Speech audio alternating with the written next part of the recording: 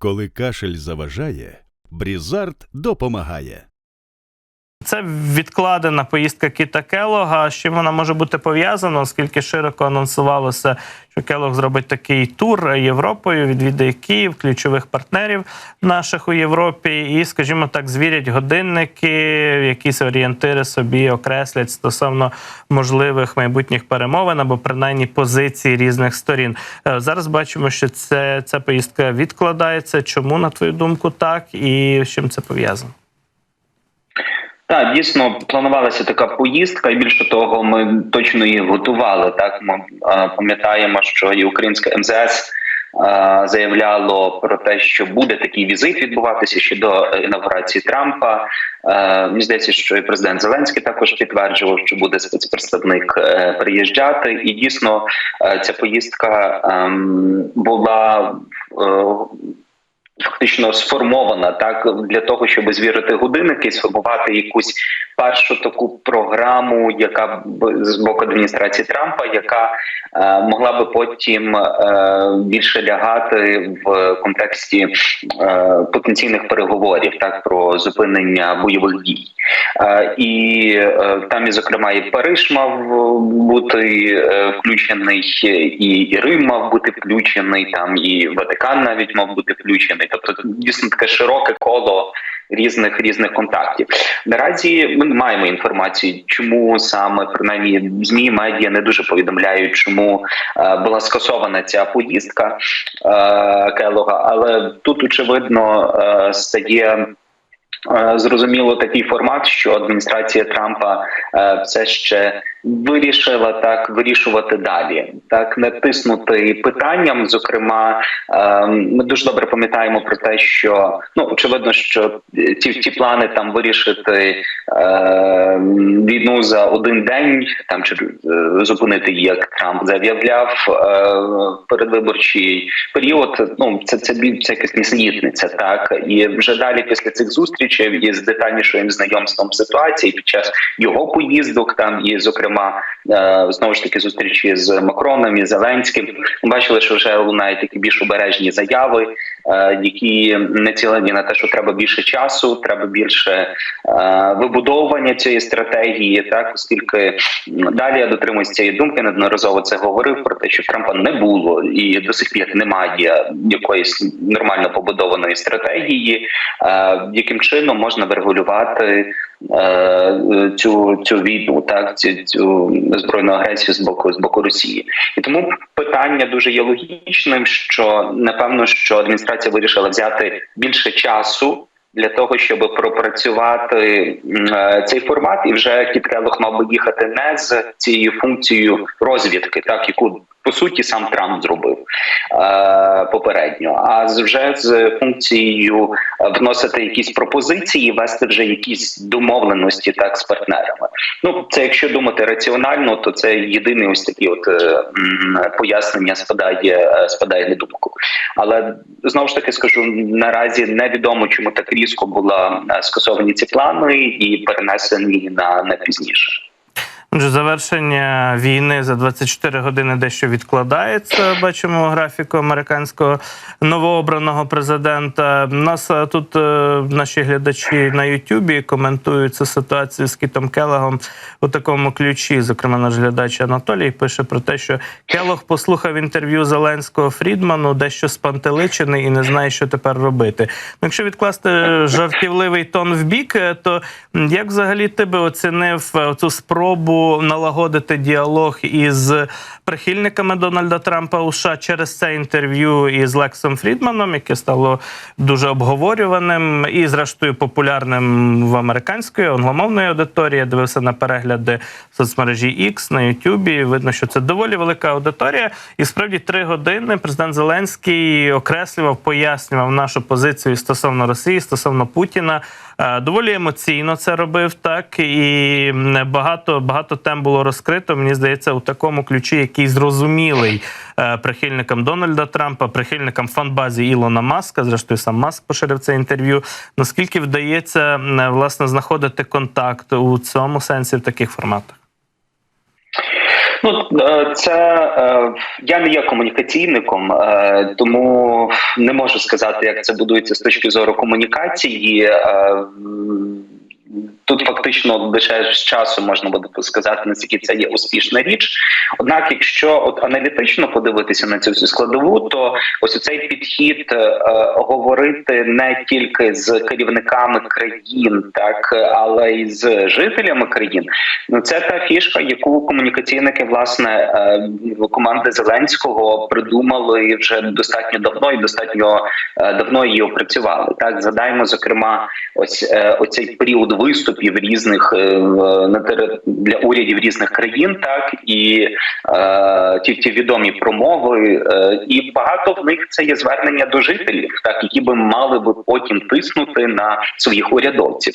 І ми знаємо точно, що, зокрема, я собі пригадую таку книгу Франкліна Фоєра «Останній президент» вона називається, де Фоєр описує, власне, білий дім часів Байдена. І він пише, що це багато дратувало кого. І, зокрема, багато дратувало Байдена, так, коли були звернення там і розмови з американським виборцем. Але це спрацювало. І тут ми бачимо, по суті, повторення тої самої ідеї про те, що треба говорити напряму аудиторії, до якої, яка не читає медіа, яка сидить в своїй бульці Ютубу, яка сидить в своїй бульці Тіктоку, яка сидить в своїй бульці Ікса цього, так, чи Твіттера, і сприймає інформацію лише від своїх. І оцей захід пояснення саме до цієї аудиторії – це достатньо добре, це достатньо розумний крок. Будемо бачити, наскільки аргументи змогли подіяти, так, але якщо, власне, після цього якась певна частина виборців буде говорити фразами Зеленського, так, чи яка буде повторювати аргументацію, яку Зеленський проявляв, так, і це буде доходити до політиків, можна тоді з успіхом сказати так, що це спрацювало. Але, безумовно, ти правий, це є конкретне намагання вдарити знизу. І це не є нова історія, воно раніше працювало і, напевно, що мало би спрацювати цього разу. Удар знизу, якщо використовувати боксерську термінологію, такий аперкот від Зеленського відбувся, і ми сподіваємося, що він досягне своєї мети, і справді більше, скажімо так, прихильників Дональда Трампа, американських громадян будуть розуміти позицію України, наше небажання зараз сідати з Путіним за якісь стіл і домовлятися, оскільки Путін залишається злочинцем, агресором, який не бажає, зрештою, війну завершувати. Ще одну, скажімо так, американську тему хотілося б заторкнути у нашій розмові. Йде мова про Канаду, про іншу державу на американському континенті. Я читав твою статтю стосовно, власне, ситуації, яка складається у таборі Ліберальної партії Канади, прихильників або вже не прихильників Джастіна Трюдо. І, власне, зрештою, цей текст твій вийшов за декілька днів, тобто за тиждень до того, як Трюдо оголосив про свою відставку із позиції лідера Ліберальної партії, а також прем'єр-міністра Канади. Це сталося вчора. Як взагалі ця подія вплине на канадсько-українські стосунки, оскільки ми знаємо, що швидше за все консерватори прийдуть до влади у Канаді тепер внаслідок цієї резигнації Трюдо. Він все ще виконуватиме обов'язки прем'єр-міністра, але очевидно, що процес запущено. І про реакцію Дональда Трампа попросив би тебе теж трохи поговорити, розказати згодом, адже Трамп вчора відзначився доволі ексцентричною заявою у соцмережах стосовно Канади і Трюдо. Так, там Трамп дійсно створює такий штурмову ситуацію і, чесно кажучи, можна це оцінювати по-різному. Так, хтось оцінює, що Трамп далі бавиться в історію, а йдеться про те, що він кілька разів вже наїжджав на Трюдо, наїжджав на Канаду, називав Канаду 51-м штатом Сполучених Штатів Америки. А вчора взагалі була заява про те, що насправді канадці, виявляється, дуже би хотіли стати американцями, і давайте тільки уявимо, як Канада приєднається до Сполучених Штатів Америки, яка це потужна буде нація. В мене, Дмитре, я перепрошую, що перебиваю. В мене є одна гіпотеза, чому Трамп себе щодо Трюдо так поводить. Є одне фото, яке викликало колись багато теж хвиль в інформаційному полі. Якщо наші редактори це фото виведуть, зараз буду вдячний. Йде мова про особливий, скажімо так, контакт між Меланією Трамп і Джастіном Трюдо, коли в ході офіційних заходів дуже тепло привіталися між собою перша леді США і прем'єр-міністр Канади. І, власне, ось це фото. Так, Трамп тоді, бачимо, без особливого ентузіазму ці поцілунки і обійми сприйняв. Звісно, це все теж абсолютно в жартівливому контексті варто сприймати, але певний, скажімо так, такий мачо-тиск на Трюдо з боку Трампа спостерігається і в ході їхніх особистих зустрічей і публічних заяв також. Ну, я не думаю, що тут саме ця історія мала місце, хоча вона дійсно мала місце, там нічого такого не було, це просто фото таким, там було просто вітання, але дуже смачно вже його сфотографували. Ось, і потім були, пам'ятаєте, заголовки про те, що Меланія не втрималася ось до такого красунчика Трюдо, щоб з ним поцілуватися в щічку. Ось, але в будь-якому випадку ситуація є такою, що Трамп накачує, нагнітає ситуацію спеціально для того, щоб сісти за стіл переговорів з дуже сильними козирями, так, і розпочати дуже великий тиск. Чого стосується саме тиску? Тиск, знову ж таки, стосується економіки. Ми пам'ятаємо про те, що за попередньої своєї каденції Трамп фактично розвалив договір про зону вільної торгівлі, північноамериканської, яку ще називають нафта, англійською абревіатурою, це до нафти немає нічого відношення, це North Atlantic Free Trade Agreement, тобто зона провільної торгівлі в Північній Америці. І зажадав того, що потрібно поставити мита так на торгівлю з Канадою і з Мексикою. І це доволі боляче, що для Канади, що для Мексики, тому що Сполучені Штати є основним імпортером і основною країною для них, як для Канади, для Мексики. Для Канади безпосередньо це питання енергоносіїв, це питання нафти, це питання автомобільної продукції, це питання дуже великої кількості індустрій, і загалом там поза 60% експорту Канади йде саме в Сполучені Штати. І тому будь-які мита додаткові, це є кошти, які фактично мусить хтось заплатити. І їх заплатить або американський покупець, або канадський виробник. Ось. І тоді було вирішено, тоді були дуже довгі такі сперечання, така торгова війна, і фактично вдалося створити нову угоду, яка вже фактично квотувала певні сфери, так обмежувала і не вводила мита. Цього вдалося уникнути. Не більшість важливих для Канади і Мексики товарів, але тим не менше достатньо обмежила так кількість, яку можна було експортувати. І от зараз Трамп заявив про те, що знову ж таки він хоче це зробити. І більше того, він сказав, що вважає несправедливими ці умови вільної торгівлі, про те, що Канада і Мексика дуже сильно від цього отримують, і про те, що він запровадить чуть не 25% податку на таку торгівлю. Що означає крах фактично канадській економіці. І це все розвертається на фоні тих подій, коли ще трішки раніше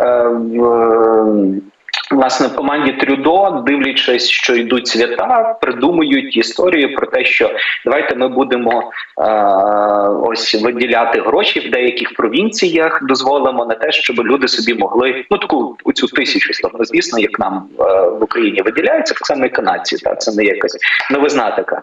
Ось, і йшлося про $250 там на людину, канадських доларів, яку можна було витратити в деяких провінціях, це не стосувалося цієї Канади, але на різні різдвяні покупки, тобто там від їжі до алкоголю, до якихось дитячих іграшок. І це фактично сформувало конфлікт всередині ліберальної партії, який вже дуже давно назрівав. Я писав, що цю статтю, про яку ти згадав, фактично до Нового року, пророкуючи те, що відставка Христі Фріланд є дуже добрим показником цього розколу, який відбувся в ліберальній партії, і про те, що це буде дуже, тому що вона виступала за те, щоб навпаки затягувати пояси. Ось і.